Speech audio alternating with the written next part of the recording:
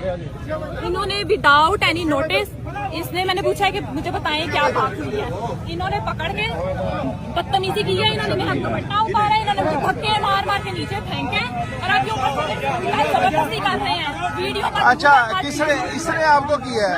इसे मैंने खाने का नाम पूछा, इसे मैंने पूछा कि आपने क्यों पकड़ा, इन्होंने कुछ भी नहीं हमें बताया, मैंने कुछ भी नहीं हमें बताया। अच्छा, वजह क्या थी? क्या कुछ भी नहीं बताया,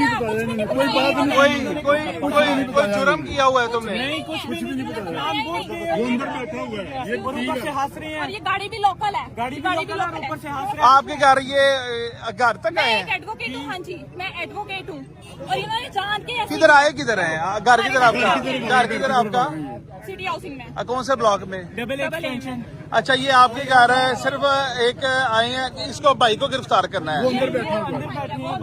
उसे गिरफ्तार कर लिया है?